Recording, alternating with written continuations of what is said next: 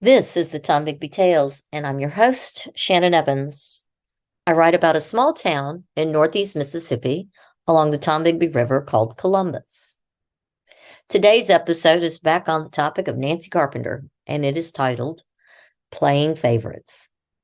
On November 28th of this year, the CVB held its monthly board meeting.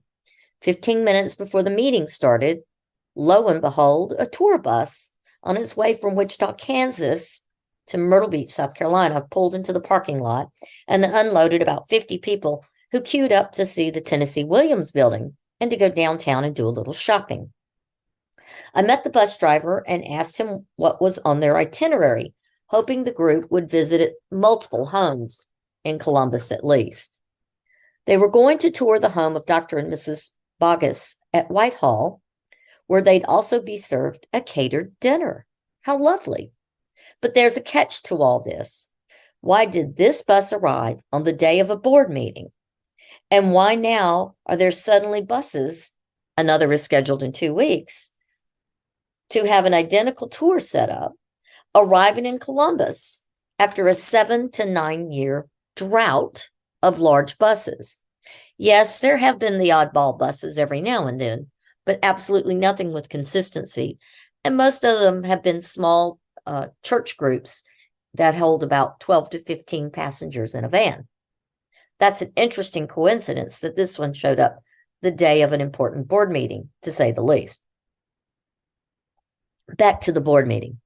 At this meeting, it was brought up that no grant monies were paid out, so I'm assuming the Rosenzweig Art Center and director Salem Gibson are still waiting for their promised grant from last year. I also understand the Historic Home Tours group is yet to receive their promised money as well. Well, good grief. What's the holdup now? I'm sure there's another excuse from Carpenter and her team, but we shall see. The pilgrimage group, the Historic Homes Tour, held their pilgrimage last April, and their 501c3 paperwork is in, and I can't understand what else they would be looking for. The Arts Council has resubmitted their paperwork multiple times. So now my next question is this a working board, or what exactly are they? The meeting moved on to the board wanting to contract the webmaster in order to post the executive committee's job description for the director's position once the board approves them. Finally, they worked on something. Rissa Lawrence asked why the description did not include the sports management elements of Carpenter's job. What sports management? The CVB does not manage any sports or sports fields. They do loan out tents and tables on occasion for tournaments and sporting events. And they do provide swag bags with out-of-date coupons to local restaurants. But that's about it. I don't get it. But what happened after the job description was voted in and the measure passed? Carpenter announced that the Sports Hall of Fame committee met in the CVB offices. The Lowndes County Sports Hall of Fame committee was formed by leading coaches and city and county leaders to recognize athletic excellence in the community. They use the CVB's boardroom for their meetings. Carpenter has nothing more to do with the organization except to provide the meeting space and maybe coffee and water. According to the sports committee's board, Carpenter drug a chair up and sat in their first 2 meetings at the table as if she belonged. I have been told by multiple sports board members Carpenter is not a part of their organization, and if she were, they would leave the organization. And she is only providing the space for them to meet. Well, in the meantime, Carpenter reported at the last meeting of the CVB board on the business of the sports board and how hard they had worked. And worked hard to give her board the impression she was part of the sports board. She made multiple we statements, including, we decided, we are inducting, etc., etc. It is my firm belief that she will take credit for the hard work the actual members of the sports board have done to get their organization up and running. I know County Board of Supervisor Trip Harston is a member of the sports board. Perhaps someone from the CVB could call Tripp and ask what's Carpenter's actual role on that sports board. It's unbelievable how readily Carpenter lies or obfuscates. So, Liz, Worley, Quinn, Jay, anybody? Maybe y'all should call Tripp and ask what's up.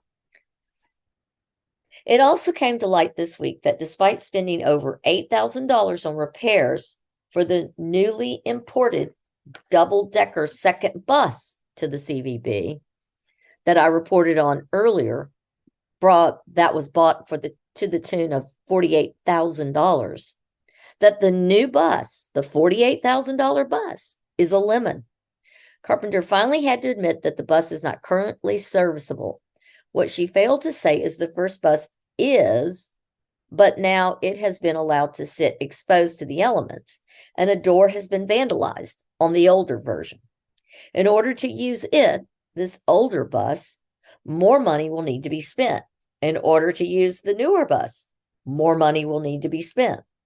Wasteful spending because of neglect seems to be a theme with Carpenter, as evidenced by her ignoring and abandoning the Elks building for 7+ years before suddenly needing a space to host arts and antiques this year, resulting in tens of thousands of dollars being dumped in the building at the last minute to make it inhabitable for the event, only for it now to be abandoned yet again. So will the Columbus Visitors Bureau now do the same for the buses? Will they now own 2 rotting, abandoned double-decker buses? That's our tax dollars. Carpenter is so frivolously flushing down the toilet. Her board needs to send her home now. Put her on administrative leave and find an interim director.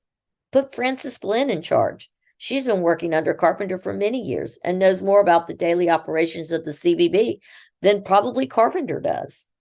For now, I want to circle back to the tours that arrive in town periodically. So let's go back. All tour buses that coordinate with the CVB and the Columbus Cultural Foundation only ever visit one home outside Spring Pilgrimage other than the Tennessee Williams home. That home is Whitehall. Whitehall is also the site of all catered tourism dinners and dinner parties hosted by the CVB. Don't get me wrong, Whitehall is a lovely home and exquisitely appointed for every event. It is the home of Dr. and Mrs. Joseph Boggess. Whitehall is a lovely Greek Revival home built in 1843 by the wealthy planter James Walton Harris. It has always been a favorite spot for gatherings, and the basement was even a local club for soldiers during World War II called the Drop-In Hangar. The Boggesses are the second generation of Boggesses to live in Whitehall, I do believe. They are the same Boggesses working so valiantly to preserve the Monroe Crypt in Friendship Cemetery, discussed in a previous episode of the Tom Digby Tales. But Whitehall is not the only large, lovely antebellum home in Columbus able to host tours and catered meals and meetings. Riverview, White Arches, Hamilton Hall, Rosedale, and a host of other homes could easily accommodate a busload of visitors. So why are no other homes ever given the opportunity? Why does no other homeowner get the opportunity that the Boggesses do? Multiple reasons come to mind. First and foremost, they are Carpenter's personal friends. Carpenter is such a good friend, she used her position as a member of the Mississippi Department of Archives and History's Board of Trustees to help the Boggesses get a grant from MDAH to fund their passion project, the Monroe Crypt. Additionally, when the 2 pilgrimage groups voted to leave the umbrella of the CVB due to irregularities and discrepancies in ticket sales and lack of follow-through on marketing, the Boggesses were reluctant to leave. However, they did leave, yet remained staunch supporters of Carpenter. In their mind, she can do no wrong as long as she keeps buttering their bread. The Boggesses benefit from every event they host, both financially with ticket sales, but also tax credits toward continued preservation of their home, an expensive task. No one begrudges them having opportunities outside pilgrimage to show their home and gain tax credits. However, they should not be the only house offered on tour.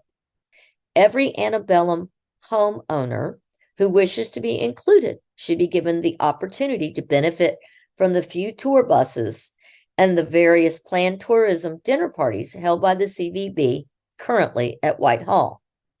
Is the CVB board aware that only the Boggess home is used? Have they ever questioned why all events are hosted there and in no other historic homes in Columbus? I hope one of the other homeowners sends a turgid letter to every member of the CVB board demanding an accounting from Carpenter and requiring a system of some sort to be implemented immediately that spreads the wealth equally among homeowners interested in participating. The days of favoritism and nepotism must be ended at the CVB. Equity and transparency and accountability are crucial to any future success of the CVB and Columbus's future in tourism. Until next time, I'm Shannon Evans, and this is the Tom Bigby Tales.